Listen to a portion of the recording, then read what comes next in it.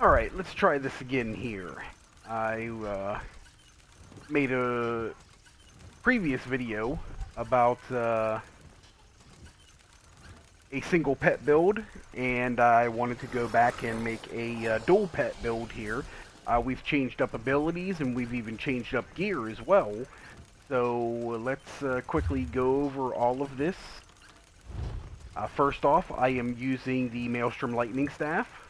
It is infused with a weapon damage glyph on it. I am also using the Mother Sorrow Lightning Staff infused with a shock damage glyph on it. I should probably put that in precise to get a little bit more crit chance out of it, to be honest with you. We are wearing Zaun Head and Shoulders. We are, as you've seen before, we're wearing the Mother Sorrow, which is 1096 max magicka, and then adds a bunch of crit to it as well. So this build is very crit heavy.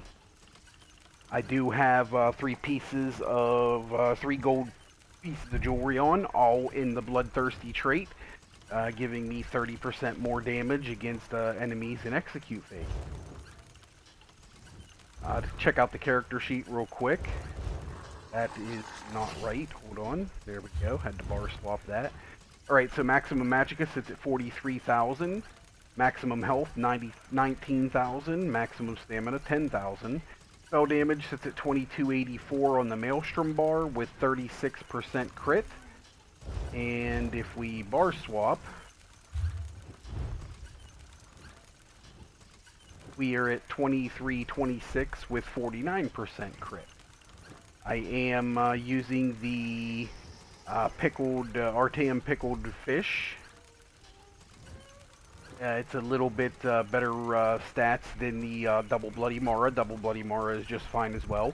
If you find yourself having trouble sustaining, you can use the Witch Mother's Potent Brew. Less max stats, but it does add some recovery.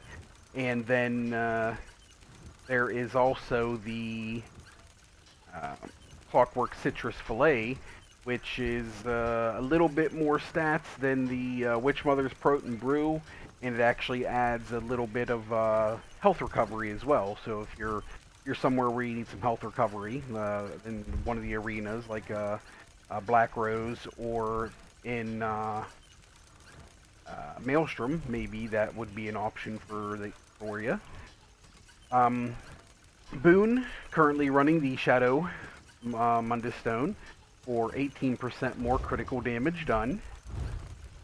My skills on my Maelstrom bar, I'm running my Blockade of Storms. Most people are running the Unstable Wall. I like the Blockade. It lasts longer. It gives me a chance to put out a good amount of abilities and get back to reapplying it before it falls off. And I have the Maelstrom staff that I'm going to heavy attack with, so it guarantees that I'm going to be able to get that bonus damage from my Maelstrom Crushing Wall weapon. Liquid Lightning. I've done this both ways with Liquid Lightning and Lightning Flood. Liquid Lightning stays up longer, and once again, the damage dealt with it was negligible compared to the other one. There's only about a 300 point damage between the two, and this one lasts longer. And like I said before, I got kind of a long rotation, so the Lightning Flood was dropping off and not doing any damage for a second or two. With Liquid Lightning, it's not, so I think it's making up for the difference.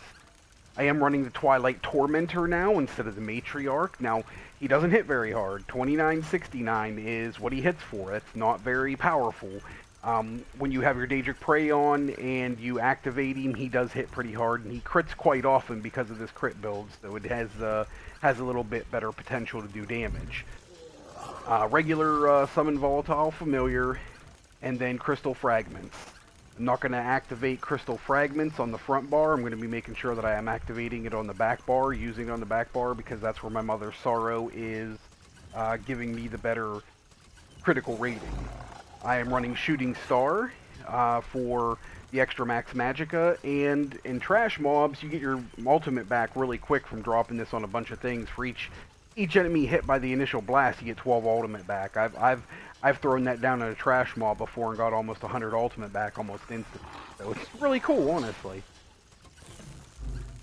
Back bar, or yeah, back bar. We got the pet again, Daedric Prey, Crystal Fragments again, Structured Entropy, my Twilight Tormentor again, and I'm running the Greater Storm Atronach. So what I'm gonna do here is I'm gonna lay down my Blockade, lay down my Liquid Lightning, and I'm gonna activate my Twilight Tormentor. He is going to do 53% more damage to targets above 50% health. So for the first 50% health of the target, you can activate the Tormentor. For the rest of it, you don't even worry about it. You stop activating. So the first half of the parse, I'm going to be activating my Tormentor. I'm going to bar swap. If my Crystal Fragment's propped, I'm going to lead off with it. Then I'm going to do Daedric Prey. Then I'm going to do Summon Volatile Familiar. Then I'm going to do Structured Entropy. I'm going to do a fully charged heavy attack, bar swap, and then go back to reapplying everything and starting over. I'm doing my fully charged heavy attack on that back bar because I have a higher crit rating on that back bar, and both my staves are doing equal amounts of damage for the most part. So better crit chance on the back bar, and it doesn't. I'm not getting any more damage out of the front bar than the back bar. So we're gonna heavy attack on the back bar from now on with this setup, and get the most amount of crit damage we can out of the heavy attack. Not to mention all the other AoEs going off and everything. The longer you're on that back bar, the better chance you have all that stuff going critting for the most part. Champion points real quick, had to mess with these a little bit just in the blue tree. 56 Elfborn, 56 Elemental Defender, 30 in Spell Erosion, 19 in Staff Expert, 28 in Master at Arms, and 81 in Thaumaturge. So those are the damage dealing numbers here. And then I do keep 75 of Tenacity and an Arcanist just to keep my magic recovery up and to get more resources with my heavy attacks.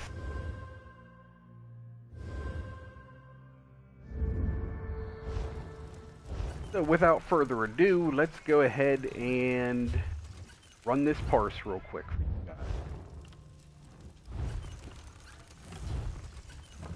So I'm gonna apply Elemental Susceptibility. This is gonna debuff the boss 5280, just like if a tank was using Pierce Armor or Puncture. So we're gonna get a DPS result that's very similar to to being in a dungeon. So here we go.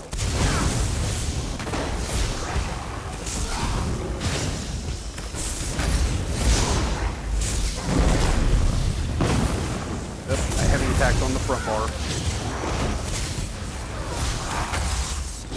Of course I have it.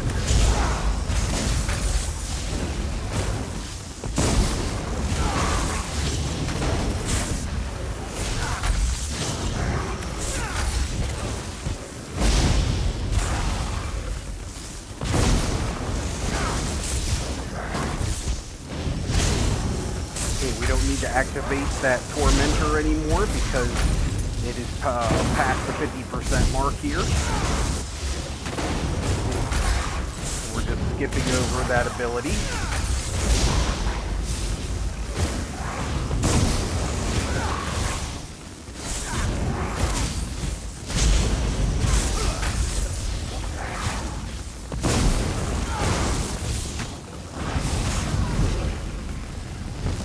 Alright, so there we go, 46,284. That is good damage. You got a double pet build right here. You're doing 46k in damage. You're going to be able to clear any veteran content with that. On a raid dummy, you should be getting in about the 70k range, somewhere like that at least. The pet sorcs unfortunately kind of cap out on the raid dummies, so they don't do as much damage as some of like your Stam Necros and whatnot. But I think that's all I got for you guys. I don't think there's anything else to go over. I wanted to keep this kind of short and simple. And I think we've done that. If you have any questions, don't hesitate to ask me in the guild or comment below. But until then, guys, thank you very much and have a good day.